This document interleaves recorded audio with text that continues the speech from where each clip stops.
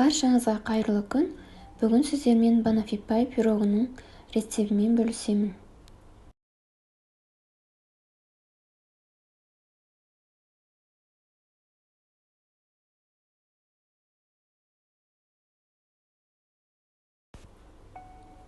Ол үшін бізге ең алдымен 2 жұмыртқа, сары май, сливки, творожный сыр, қант, вареная сгущенка, ұн, сахарная пудра және 2 банан қажет. Алдымен 2 жұмыртқамызды ыдысымызға салып аламыз. Одан кейін қантымызды салып, венчиктің көмегімен жақсылап араластырамыз.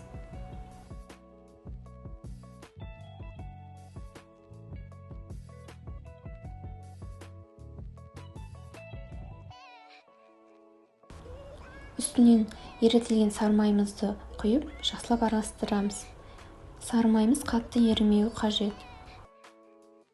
Одан кейін үстінен ұн және 1 шай қасық қамыр қопсытқыш қосып, алдымен венчиктің көмегімен араластырып аламыз. Содан кейін қолымызбен жұмсақ қамыр илейміз.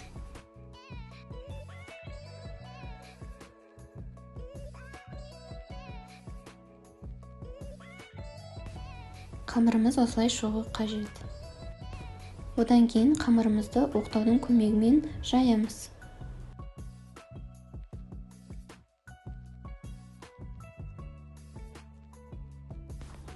Видеодағыдай қамырымызды формаға орналастырамыз. Менде форма 28 диаметрлі.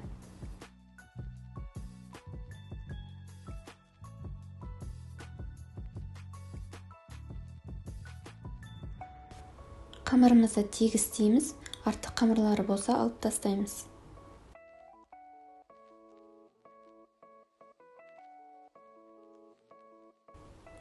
Одан кейін шанышқының көмегімен үстінен басып шығамыз.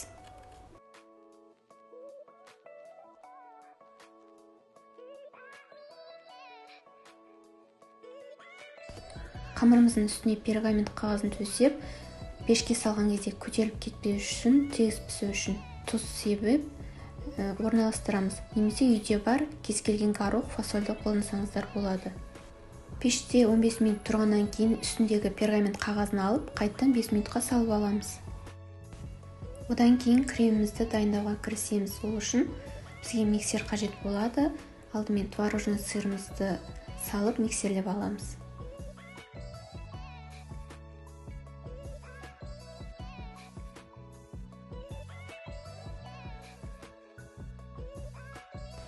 Үстінен сахарная пудра қосып, тағы да біркелкі болғанша миксерлеп аламыз.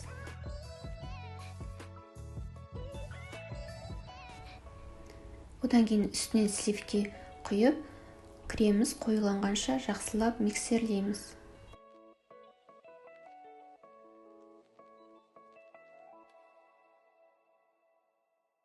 Дайын болған кремдерімізді кондитерлік мешокқа салып аламыз.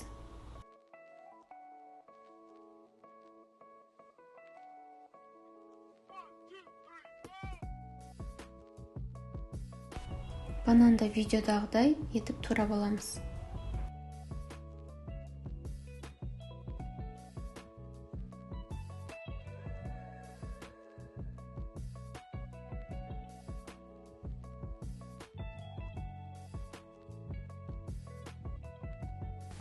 Одан кейін суыған пирогымыздың үстіне вареная сгущенканы салып, біркелкі етіп жағып шығамыз.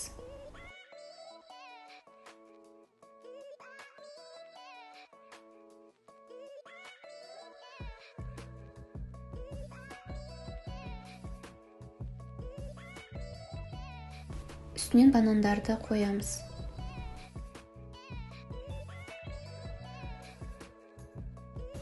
Крем салынған мешоктың басын біркелкі етіп кесеміз.